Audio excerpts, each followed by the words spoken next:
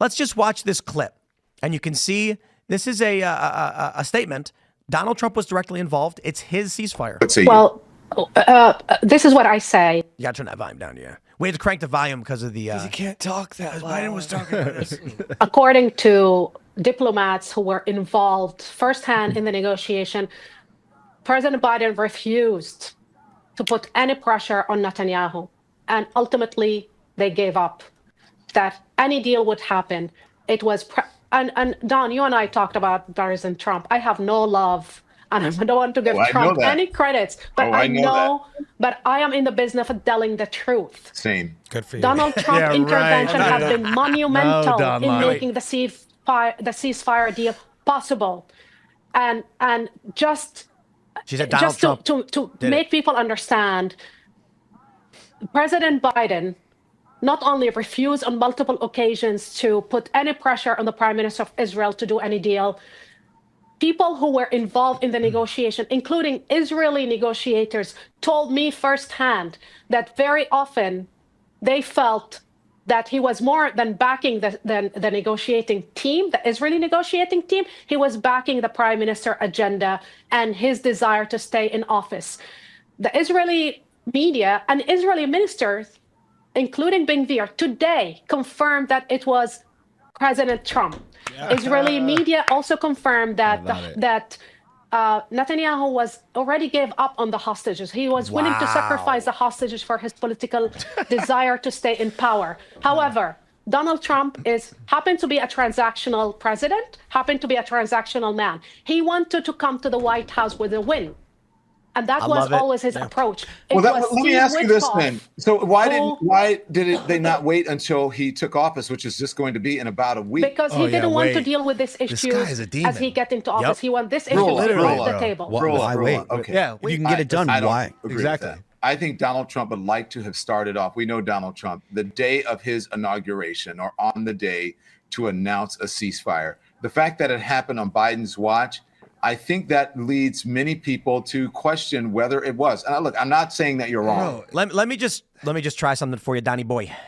Could it be that Trump actually cares the hostages get released? Right, exactly. When you are a political demon and you can't imagine doing something selflessly and not for political motivations, they can't imagine that somebody would do it just because it's the right thing to do. That's right. Like I was saying yesterday, it's kind of the officially kind of close to the same deal that Biden's been doing for months, or their administration's been doing for months. But Trump said, "Yo, Netanyahu, this is what we're going to do. You're going to suck it up. You're going to like it." I've heard reports that Netanyahu has been either not against getting the hostages back, but has not been trying very hard or whatever. No, he doesn't. Yeah, I mean, that's basically what she was saying. That Netanyahu didn't care. He wrote them off and was willing to let them die.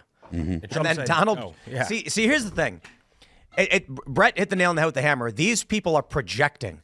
Don Lemon was telling you what he would do, not what Trump would do. Yep. He would let them suffer so that as soon as he came in, he could declare how great he was. Trump says, I don't want that on my record. You get those people free now. Yeah. Plus, it doesn't hurt that, you have the leverage of a guy that's coming in 5 days that's like, I'm going to rain hellfire down upon you. Yes, and that kind of changes the leverage of the conversation a little bit. Well, so there's this viral tweet here. Second City bureaucrat says Israel's are reporting that Trump blew Bibi's back out. And there's this post. I'm not saying this is true, but it's a viral post. And it says, there was no deal, LOL. The great and huge Donald Trump took Netanyahu's hand, bent it behind his back, bent it a little more, then pushed his head on the table and whispered in his ear that he would kick him in the balls in a moment. It's a shame Biden didn't realize this a long time ago. It's fair. That's fair. I mean...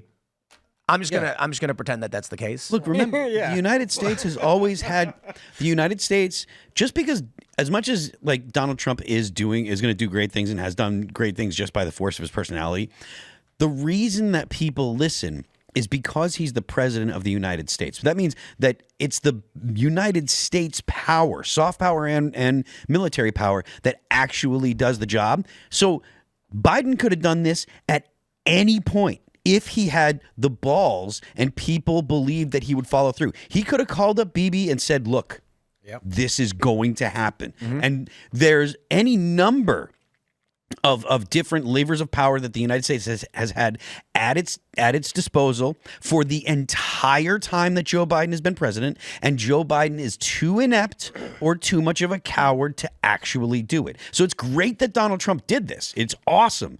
But it's not like Donald Trump, the man, is what made this happen. It's Donald Trump threatening to use the power that the United States of America has. And it's all... And the fact that Joe Biden hasn't done it is all because he's a terrible president. I think a lot of the foreign policy we see, or I should say a lot of the actions we see overseas, particularly under the Obama administration, they wanted to happen.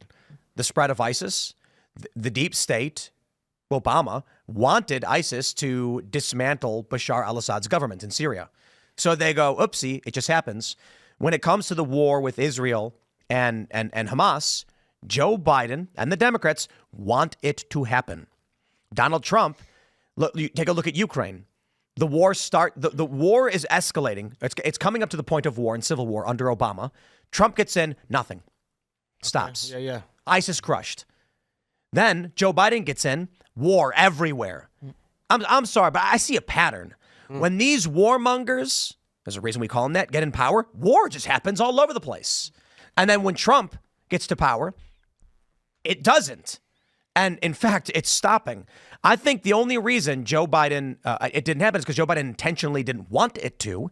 And the only reason he's taking credit for it now is because he has no choice, because Trump said, I'm the president, I'm going to be in 5 days, and I am going to destroy you. And they're like, okay, we'll stop. Yeah. Well, isn't the solution to every conflict, every war, every disagreement, communication and agreement between two powerful people? And if you, whether or not you believe Putin in his interview with Tucker Carlson, he's like, he's not even calling me. He's not even trying to talk to me. It's probably pretty reasonable to believe that most, if not all, conflicts could be solved through negotiation and discussion and communication. If he's not doing it, it's no wonder that this took this long. Thanks for checking out this clip from Timcast IRL. Make sure to watch the show live Monday through Friday at 8 p.m. Subscribe to this channel, and we will see you all there.